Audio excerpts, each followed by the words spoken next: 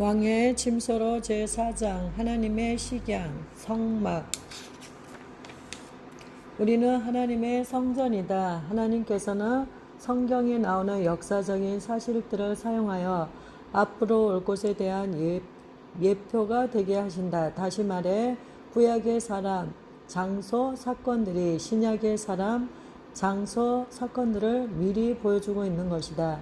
예를 들어 히브리서는 모세의 성막이 하늘에 있는 성소, 즉 예수 그리스도를 통해 완성될 진정한 영적 성막의 모형과 그림자라고 말씀하고 있다. 히브리서 8장 5절. 또 사도 요한은 이 일 후에 내가 보니 하늘의 증거 장막의 성전이 열리며 계시록 15장 5절 이라고 기록하고 있다. 구약의 성막과 성전에서 행해졌던 모든 제사장의 직무는 단지 앞으로 올 것에 대한 그림자였다. 그리스도, 성막. 구약의 성막에 대한 해석이 여럿 있을 수 있지만 그 핵심은 주 예수 그리스도 안에서 발견된다. 예수님은 돈 바꾸는 자들을 향해 노를 바라시며 이렇게 말씀하셨다. 너희가 이 성전을 헐라 내가 사흘 동안에 일으키리라. 요한복음 2장 19절. 그들은 예수께서 예루살렘에 있는 헤롯 성전에 대해 말씀한다고 생각했다. 하지만 사실은 자신의 육체, 즉 하나님의 지상 초소를 가르쳐 말씀하신 것이었다. 요한복음 1장 14절은 말씀이 육신이 되어 우리 가운데 거하시매 라고 또한 말씀해 주고 있다. 거한다는 헬라어는 성막이 되다란 말로도 번역될 수 있다. 따라서 예수님이 성막이 되셨을 뿐 아니라 또한 우리 속에 거하는 성막이 되셨다는 사실을 알 수 있다. 그러므로 성막에 대한 2차적인 해석은 신자들과 관련되어 있다. 오늘날 그리스도의 몸된 교회는 지상에 세워진 하나님의 초소이다. 우리는 하나님의 성전이요 기도하는 집이다. 가끔 이런 질문을 하는 사람들을 본다. 세상 직업을 갖고 또 가족들을 부양하는 일들을 하면서 어떻게 기도하는 집이 될 수 있지요? 대답은 이렇다. 이건 당신의 발이 밟고 있는 땅이 어딘가의 문제가 아니라 당신의 영에 관련된 문제다. 중요한 사실은 몸이 어디에 있는가가 아니라 당신의 마음 상태가 어떤지에 관한 것이다. 결론적으로 말하면 기도할 때 어디에 있느냐가 아닌 당신 안에 누가 거하느냐가 바로 우리를 기도의 집으로 만들어가는 가장 주된 요소이다. 하나님께서는 우리를 만드실 때 주님과 계속적인 교제를 하며 살도록 하셨다. 예수님은 하늘에 계시고 성령님은 우리 안에 계신다. 우리가 기도할 때 무언가 강력한 일이 일어난다. 구약에서 형체로 존재하던 것들, 예를 들어 성전, 녹단, 물두멍, 향단 등은 신약에서 영적으로 설명되고 있다. 여러분과 나는 하나님의 영적인 성전이다. 너희 몸은 너희가 하나님께로부터 받은 바 너희 가운데 계신 성령의 전인 줄을 알지 못하느냐. 너희는 너희의 것이 아니라 값으로 산 것이 되었으니 그런즉 너희 몸으로 하나님께 영광을 돌리라. 고린도전서 6장 19절 20절. 구약의 성전은 하나님과 만나는 장소였다. 그리고 성전의 제사장들은 그 안에서 주님과 만났다. 오늘날 세상은 우리를 하나님의 거하시는 처소로 바라본다. 고린도후서 6장 16절. 우리는 주님을 섬기는 제사장적인 특권을 가진 자들이다. 과거의 레위 지파들이 했던 것처럼 영적인 레위 지파인 우리들은 하나님과의 만남을 경험해야만 한다. 저희로 우리 하나님 앞에서 나라와 제사장을 삼으셨으니 저희가 땅에서 왕노릇 하리로다. 계시록 5장 10절. 하나님과 완두콩. 내 둘째 아들 브라이언이 5살 때 주님께 마음을 드렸다. 하지만 여전히 예수님께서 우리 안에 살며 우리는 그의 성전이라는 사실을 이해해 보려고 애쓰고 있었다. 어느 날 저녁 식사 자리에서 자기 음식을 자세히 살펴보던 브라이언이 이런 질문을 하는 것이었다. 예수님이 완두콩을 좋아하시나요? 그렇지, 브라이언. 예수님은 완두콩을 좋아하시지. 근데 그건 왜 묻니? 내가 물었다. 그가 대답했다. 예수님께서 내 안에 사신다며 예수님도 내가 먹는 것을 먹을 텐데 그래서 혹시 예수님이 완두콩을 좋아하시는지 좀 알고 싶었거든요. 똑똑한 아이다.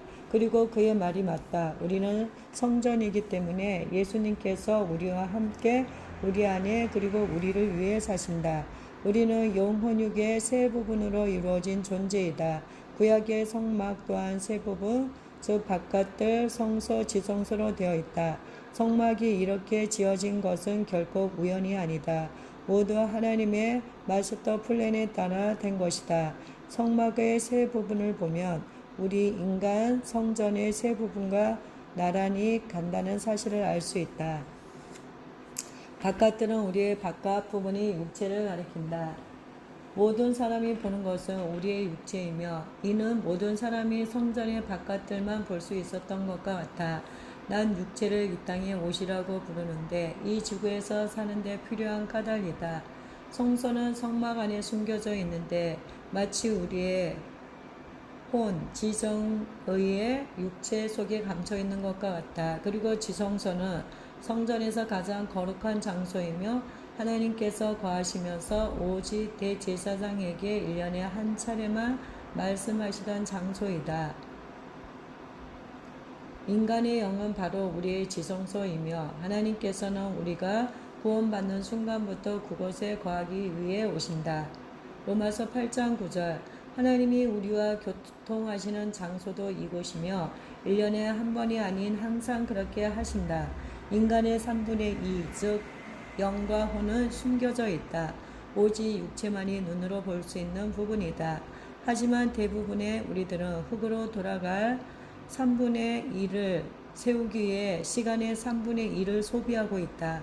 바울은 영적인 현실에 대해 통찰력을 주는 말씀을 하였다.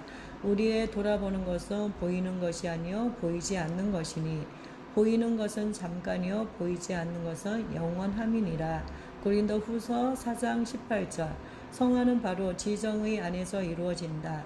성화는 하나님을 위해 구별되다는 의미이다. 하지만 우리의 오감, 미각, 청각, 후각, 촉각, 시각이 때때로 우리를 좌지우지한다.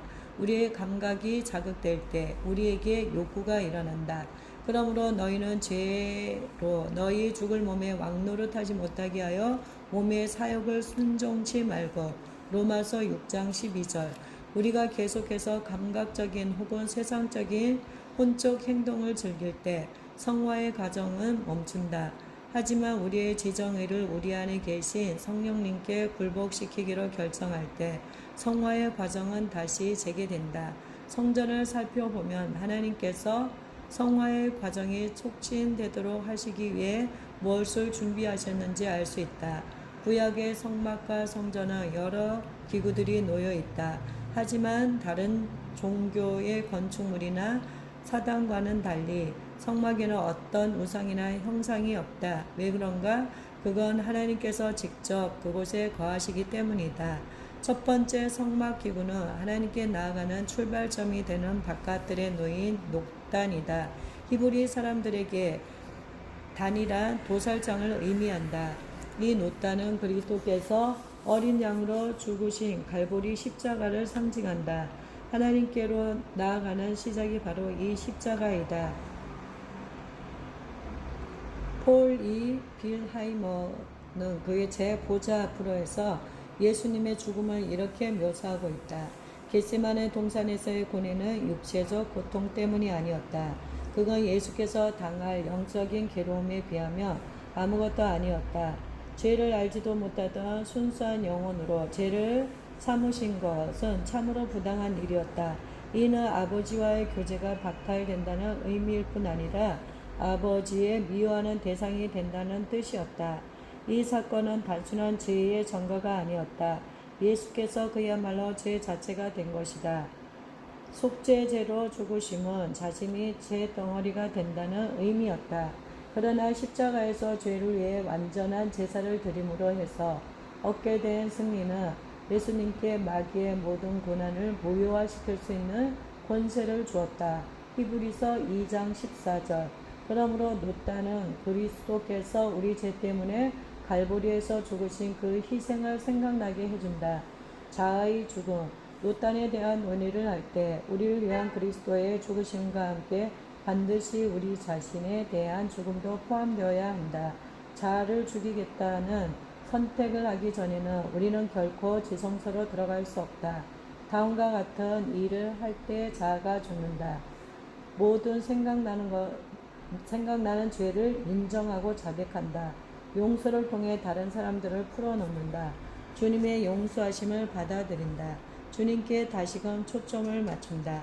주님의 말씀을 기억하고 신뢰하며 내 삶을 말씀에 따라 재편성한다. 주님의 음성에 주의를 기울인다. 주님이 치르신 희생 안에서 기뻐한다. 바울은 로마 교회를 향해 이렇게 촉구했다.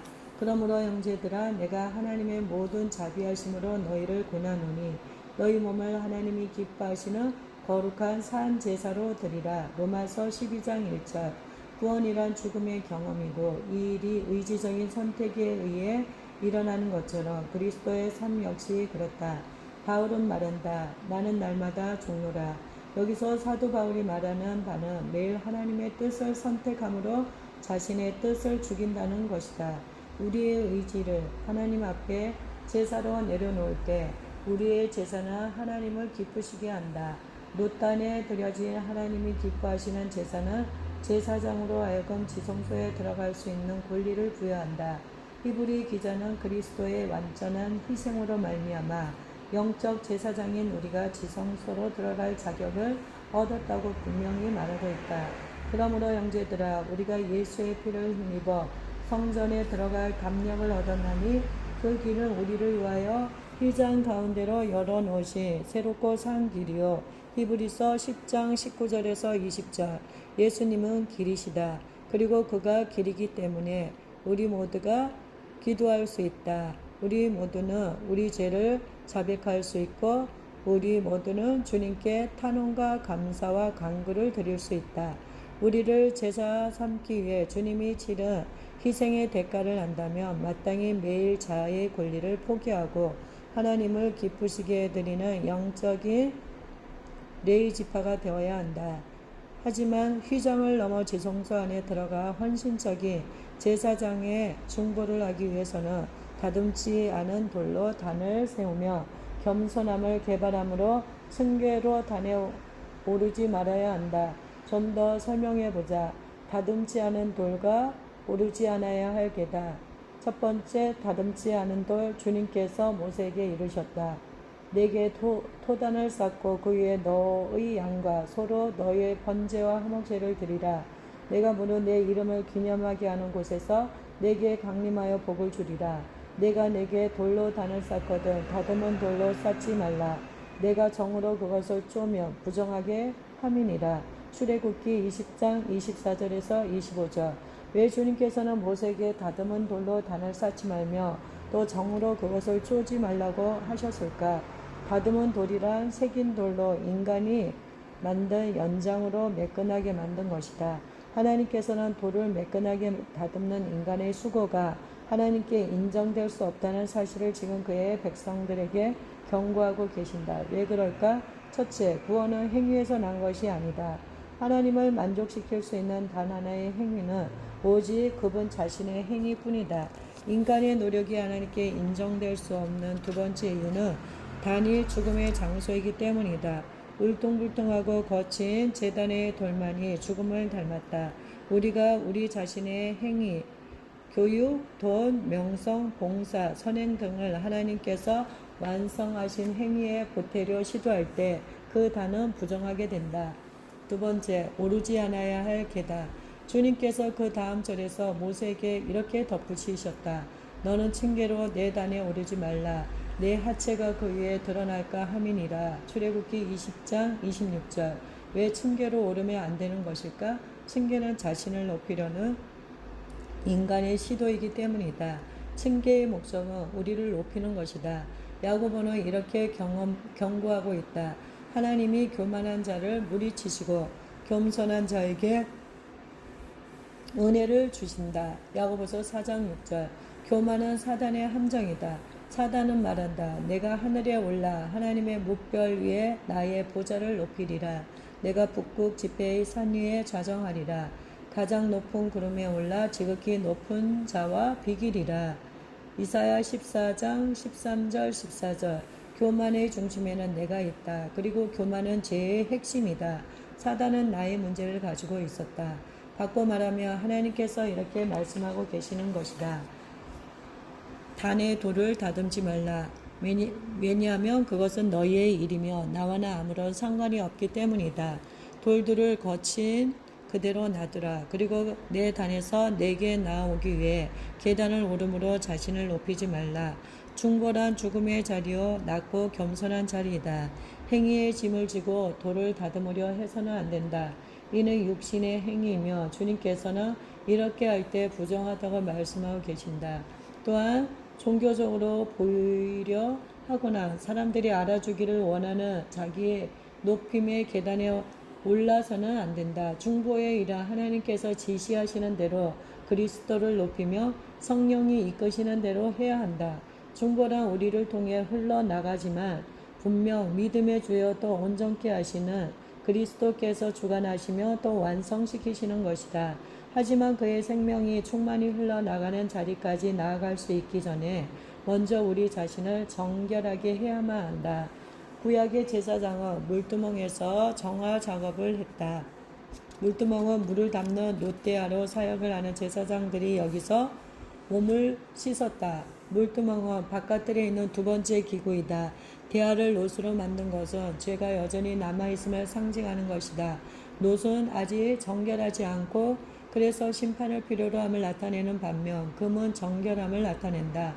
물두멍은 제사장들에게 정결함을 가르치기 위해 사용되었다. 물은 매일 바꿔 주어야 했고 제사장들은 어떤 사역을 하든지 먼저 씻어야 했다. 우리 역시 하나님께 오고 하나님을 위해 사역하기 전에 먼저 우리 마음과 손을 깨끗하게 해야 한다. 시편 24편 3, 4절. 대야에 담긴 물은 죄로부터 우리 삶을 씻어주는 주님의 말씀을 가르친다. 그러므로 오늘날 우리는 우리 삶에 죄가 스며들지 못하도록 말씀 안에 계속 거해야만 한다. 요한일서 1장 9절.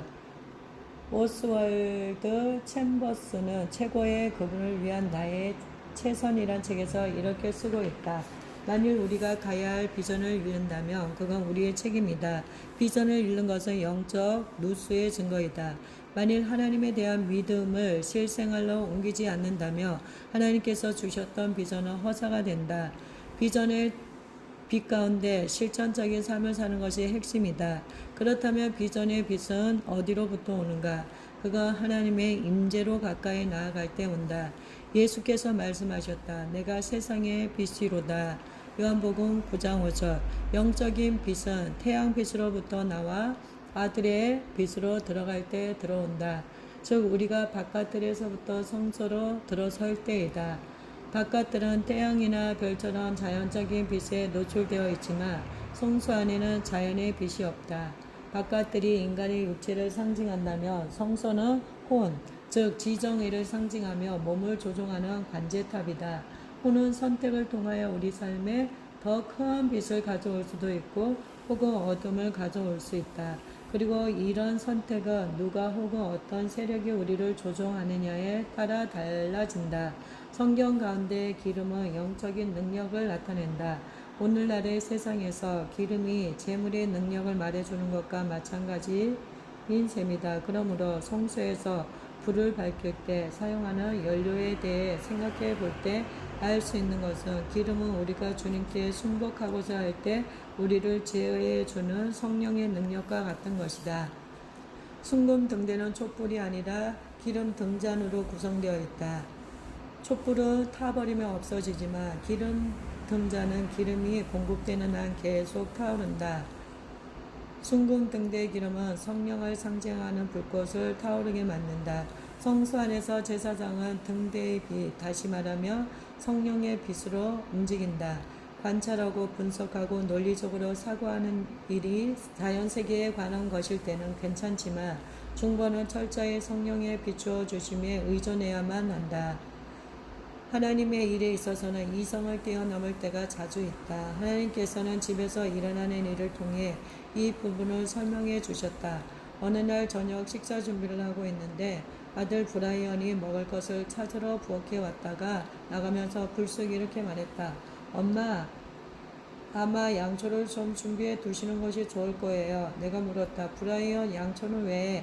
그가 대답했다. 아마 폭풍이 곧 심하게 불어칠 텐데 그럼 정전이 될 거예요. 이때 바깥은 구름 한 점 없는 아주 쾌청한 날씨였다. 내가 그걸 어떻게 아니? TV에서 그러다? 내가 물었다. 아니요, 제가 느끼기에 주님께서 폭풍에 대비하라고 하시는 것 같아요. 그의 말이 어쩌면 옳을지 모른다고 생각하며 양초를 찾아 꺼내 놓았다. 1시간이 채 못 되어서 번개가 치며 엄청난 폭풍우와 토네이도가 몰려왔다. 그리고 전구가 깜빡거리더니 이내 정전이 되었다. 다음날 아침 나가보니 길에 나뭇가지들이 부러져 있었고 지붕 널빤 지하 부스러기들이 하나 가득 떨어져 있었다.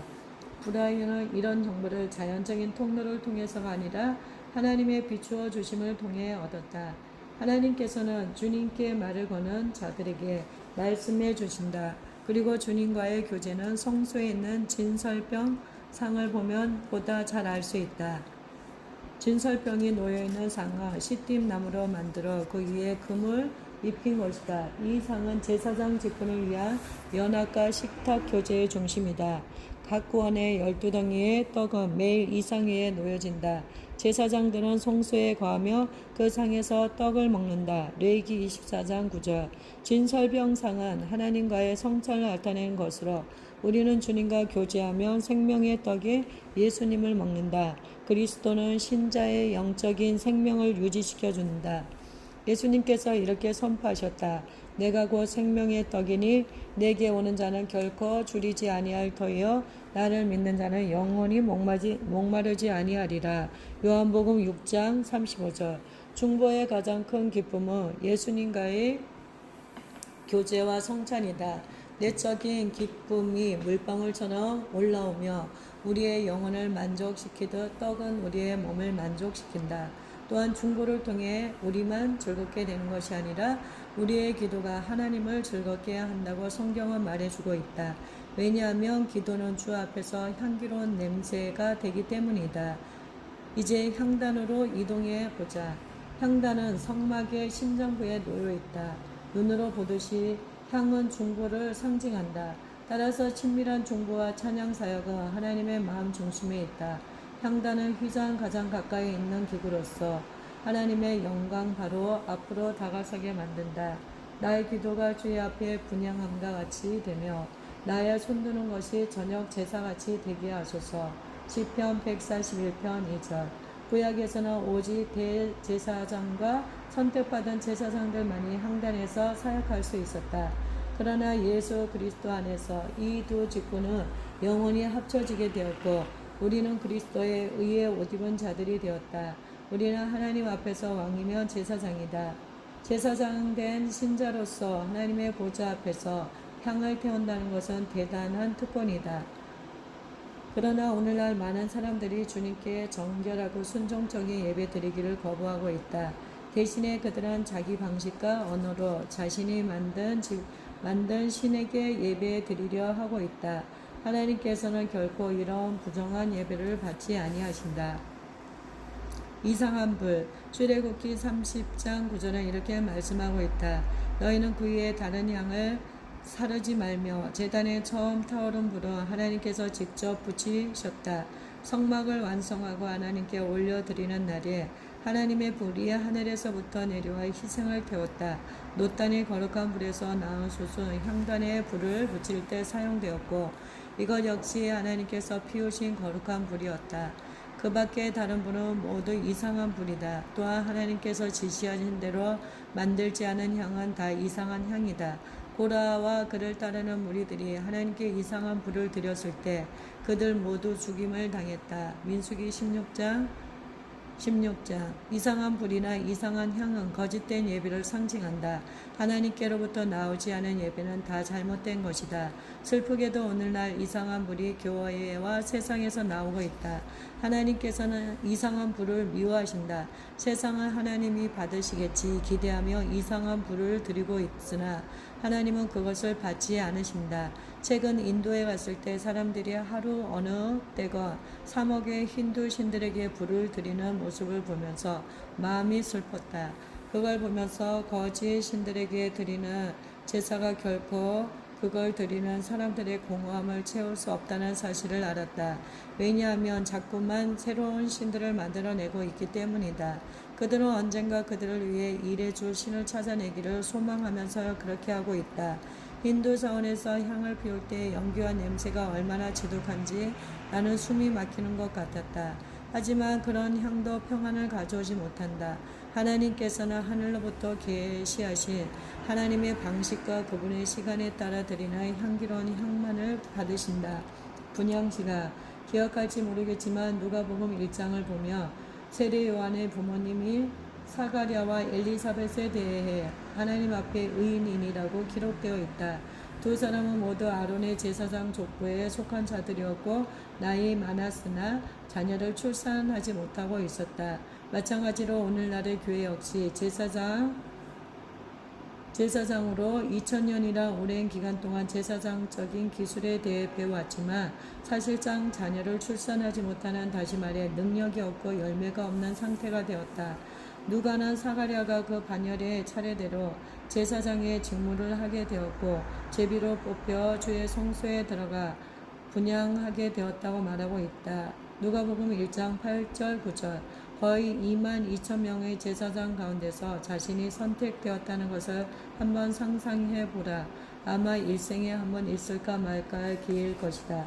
10절을 보면 그가 분향할 때 많은 백성들이 성전 밖에서 기도하고 있었는데 이는 그때가 분향 시간이었기 때문이다. 사가랴가 예수님의 초림 전에 향을 피운 것처럼 이제 우리 세대가 그리스도의 재림 전에 분향할 세대로 제비 뽑혔다고 나는 믿는다. 지금 전 세계적으로 많은 사람들이 기도하고 있다. 향을 태우는 사람들은 중보의 향기에 젖고 그 향은 주님 앞에 기쁨으로 올라간다. 그리고 기도할 때 하나님의 생명을 경험하게 될 것이다.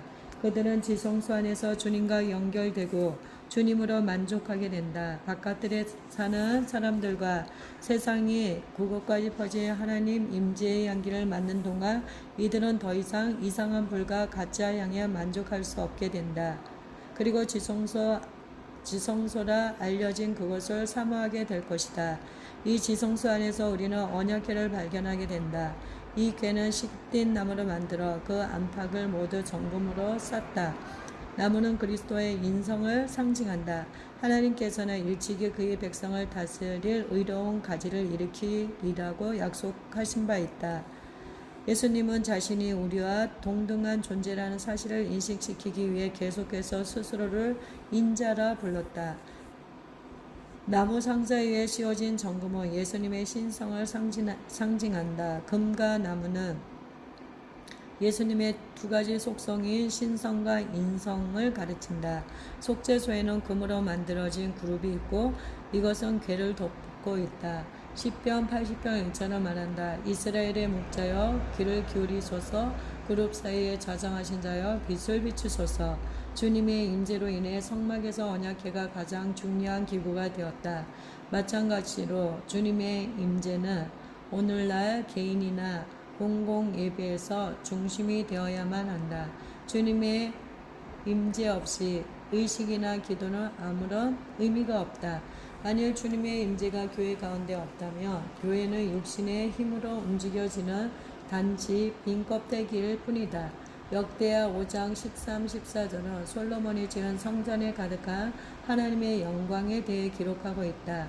하나님 임재의 구름이 가득하므로 제사장들이 감히 서서 예배 드릴 수 없었다. 우리가 드리는 예배의 목표도 바로 이와 같이 주변의 사람이나 사물이 다 가려지는 단계에 이르는 것이다. 오직 주님 임재의 영광만이 우리를 완전히 불살라야 한다. 언약궤는 가장 거룩한 지성소 안에 놓여 있다. 1년에 한 번 대제사장은 이스라엘 국가를 정결케 하기 위해 속죄의 피를 언약궤 위에 있는 속죄소에 뿌렸다. 대제사장은 피 없이는 휘장을 넘어 결코 지성소에 들어갈 수 없었다. 하나님께서 말씀하신다. 거기서 내가 너와 만나고 속죄소 위 곧 증거궤 위에 있는 두 그룹 사이에서 내가 이스라엘 자손을 위하여 내게 명할 모든 것을 내게 이루리라. 출애굽기 25장 22절. 예수님의 피로 심판의 보좌가 은혜의 보좌로 바뀌었다. 거룩하신 하나님은 의로우시고 공정하시다. 이스라엘이 하나님의 율법을 어겼을 때 백성들은 하나님의 심판 아래 놓이게 되었다. 죄가 심판을 당할 때 하나님의 거룩한 요구가 만족될 수 있다. 죄의 삭은 사망이요 속죄소에 뿌려진 피는 죽음을 증거한다. 일단 피가 속죄소에 뿌려지며 하나님의 거룩한 격분이 잠재워지고 대신 주님의 자비가 또다시 흘러나오게 된다. 구약에서는 하나님께서 흠없는 동물의 피를 죄에 대한 속죄로 인정하셨다. 이 동물의 피는 바로 그리스도의 죄 없으신 피를 상징한다. 예수님은 그를 믿는 모든 자들을 위해 속죄물이 되셨고 그리스도는 자신의 피를 하늘 보좌로 가져가셨다. 거기서 우리를 위해 단 한 번의 그 피를 속죄소 위에 뿌리셨다. 한 가지가 더 있다. 속죄소란 명칭을 주의해서 보라. 이것은 성전 안에 놓일 유일한 의자이다. 그리고 그리스도 외에 다른 어떤 사람도 그 위에 앉을 수 없다. 제사장마다 매일 서서 섬기며 오직 그리스도는 죄를 위하여 한 영원한 제사장을 드리시고 하나님 우편에 앉으사. 히브리서 10장 11절 12절. 예수님께서 앉으셨다는 사실은 주님의 일이 끝났다는 증거이다. 죄에 대한 심판은 이미 우리 뒤편으로 넘어갔고 이제 우리 앞에는 주의 자비가 놓여 있다는 사실에 대해 바울은 다음과 같이 축복하고 있다. 그러므로 형제들아 우리가 예수의 피를 힘입어 성소에 들어갈 담력을 얻었나니 그 길은 우리를 위하여 휘장 가운데로 열어놓으신 새롭고 산 길이요 휘장은 곧 저의 육체니라. 또 하나님의 질 다스리는 큰 제사장이 계심에 우리가 마음의 풀임을 받아 양심의 악을 깨닫고 몸을 맑은 물로 씻었으니 참 마음과 온전한 믿음으로 하나님께 나아가자. 히브리서 10장 19절에서 23절. 중보자들이여 이는 여러분을 향한 초대이다. 그리스도의 피로 인하여 이제 담대히 보좌로 나아가자. 참 마음과 온전한 믿음으로 다른 사람이 불가능하다고 말하는 일들을 위해 중보자의 자리에 설 수 있다. 주님께 드려질 때 적은 것도 많게 된다. 주님의 약속에 귀를 기울이자. 일어나라 빛을 발하라. 이는 내 빛이 이르렀고 여호와의 영광이 내 위에 임하였음이니라.